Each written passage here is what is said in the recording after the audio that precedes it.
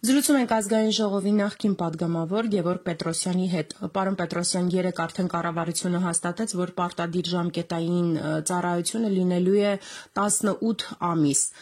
Կխնդրեմ ասեք, որոնք են լինելու այս որոշման հետևանքները եւ առհասարակ ինչու նման որոշում կայացվեց։ Կարող ենք սա համարել արդեն այսպես նախընտրական քարոզարշավի մի մաս իշխանության կողմից։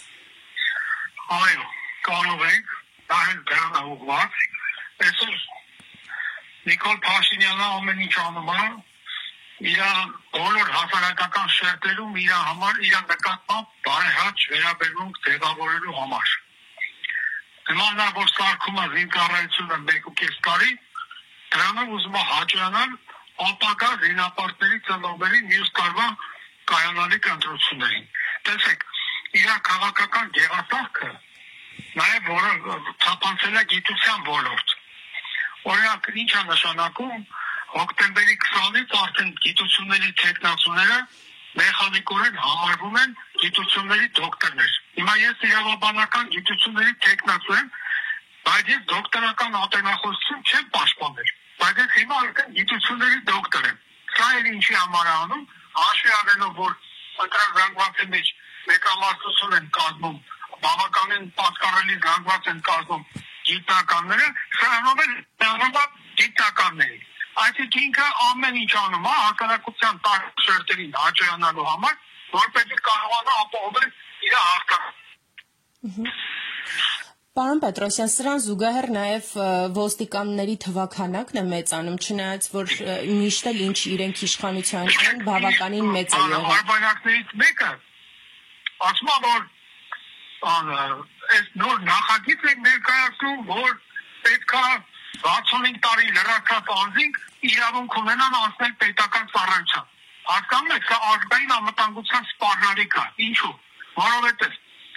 եթե 65 տարեկան անցնում է պետական ծառայության, այն նոր ավարտած շրջանավարտը գրկվում է աշխատանքով ապահովելու հնարավորությունից։ Եվ այսօր ինչին է նպաստում երիտասարդների արտագաղթին։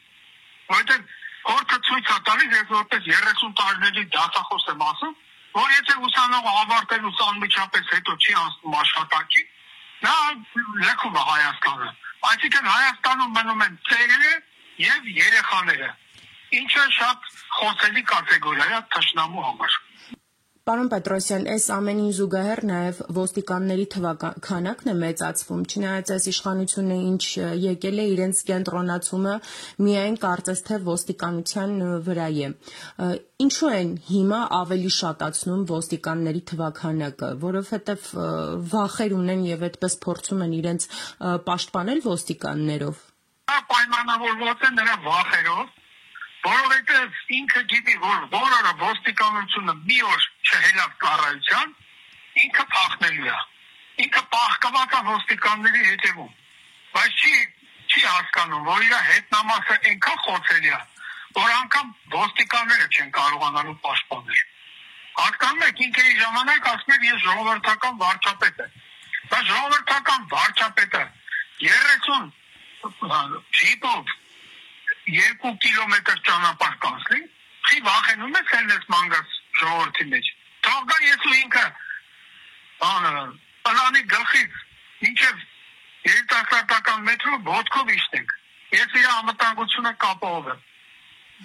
Ինչ է նշանակում 30 պատավատով մանգալ քաղաքում։ Դա է որ ժողովրդական վարչապետը։ Այնպես որ